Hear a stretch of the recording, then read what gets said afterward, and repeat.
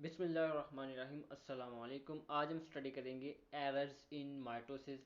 इससे पिछले लेक्चर में हमने देखा था माइटोसिस, जिसमें हम देखते हैं कि एक सेल दो नए सेल में तकसीम हो जाता है और क्रोमोसोम की तादाद उनमें सेम रहती है। अगर माइटोसिस में कोई गलती हो रही है तो उसका क्या नतीजा निकल सकता है, आज हम वो देखेंगे। एरर्स इन माइटोसिस यानी माइटोसिस में गलतियाँ।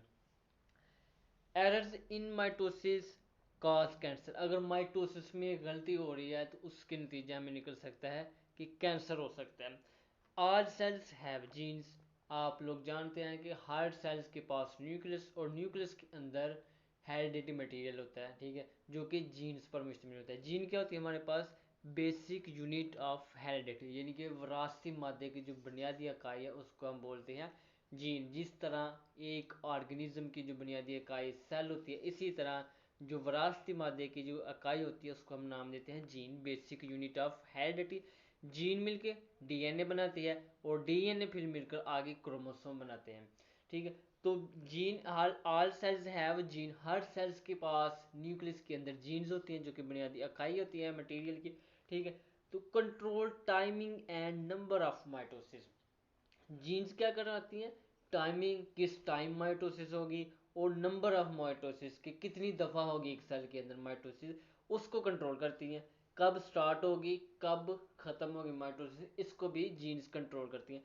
सम टाइम म्यूटेशंस आकर, बाज़ औक़ात क्या होता है कि जीन्स में म्यूटेशन आ जाते हैं, यानी कि जब उसने माइटोसिस को शुरू करवा दिया तो उसके बाद जो स्टॉप करवाना होता है माइटोसिस को, तो वो उनकी जीन्स में तब्दीली आ जाती है, जिसकी वजह से क्या होता है, cell continue to divide, cell लगातार तकसीम होते रहते हैं। क्यों? क्योंकि इनको स्टॉप करवाने वाली जीन्स उनमें तब्दीली आ चुकी है। उसके बाद क्या होता है, cell continue to divide, cell लगातार तकसीम होते रहते हैं। ग्रोथ ऑफ एबनॉर्मल सेल्स, जिसका नतीजा निकलता है कि ग्रोथ होती है अबनॉर्मल सेल्स की, जो हमारे बॉडी को नुकसान पहुंचाएगी, जिसको हम नाम देते हैं ट्यूमर का, रसोली का। किस वजह से होते हैं? जीन में म्यूटेशन की वजह से। उसके बाद क्या होता है, रिमेन ओरिजिनल लोकेशन। अगर वो ट्यूमर्स जो रसोली बनी हुई है अब नॉर्मल सेल्स की अपनी जगह पर मौजूद रहता है, मिसाल के तौर पर अगर मेरी किडनी में ट्यूमर हो जाएगा तो वो वहीं पर रहेगा, आगे दूसरी किडनी में नहीं जाएगा या लंग्स को अफेक्ट नहीं करेगा, तो उस ट्यूमर को हम नाम देंगे B9 ट्यूमर्स। क्या बोलते हैं? B9 tumours. अगर इन्वेड अदर टिश्यू, अपनी जगह वो चेंज कर लेता है, जो ट्यूमर बना है अब नॉर्मल सेल्स की जो ग्रोथ हुई है, मिसाल के तौर पर अगर ब्लड सेल्स में अगर कैंसर की बात करें तो वो दूसरे टिश्यूज पर भी हमला कर देता है, ठीक है। तो इन्वाइड अदर टिश्यू, अगर वो दूसरे टिश्यू पर हमला कर देते हैं ट्यूमर्स, तो उन ट्यूमर्स को हम नाम देते हैं मैलिग्नेंट ट्यूमर्स, मैलिग्नेंट ट्यूमर्स। उसके बाद there cells called cancer cell, और जो मैलिग्नेंट ट्यूमर्स के अंदर सेल्स होते हैं उनको हम नाम देते हैं कैंसर सेल्स का। उसके बाद malignant can send other parts of body. Malignant tumours मैंने पहले ही बताया कि दूसरे टिश्यूज पर भी, दूसरे जो बॉडी पार्ट्स होते हैं वहां पर भी जा सकते हैं, वहां पर भी हमला कर सकते हैं, वहां पर भी नुकसानदेह साबित हो सकता है।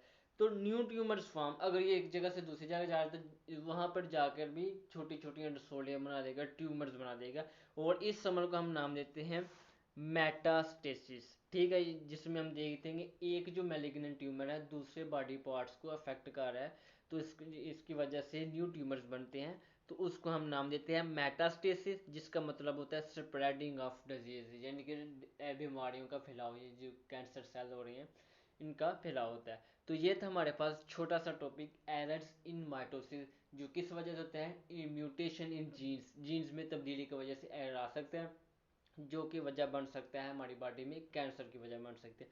तीन तरह के ट्यूमर देखे थे हमने, ट्यूमर्स B9 ट्यूमर थे, सॉरी दो तरह के हमने ट्यूमर्स देखे, B9 ट्यूमर्स होते हैं और मैलिग्नेंट ट्यूमर्स। B9 ऐसे जो दूसरों पर हमला नहीं करते और मैलिग्नेंट जो दूसरे टिश्यू पर हमला करते हैं, ठीक। तो उम्मीद है आपको इस टॉपिक की समझ आई। अगर आपको समझ आई है तो इस चैनल को सब्सक्राइब, लाइक और शेयर ज़रूर कीजिएगा।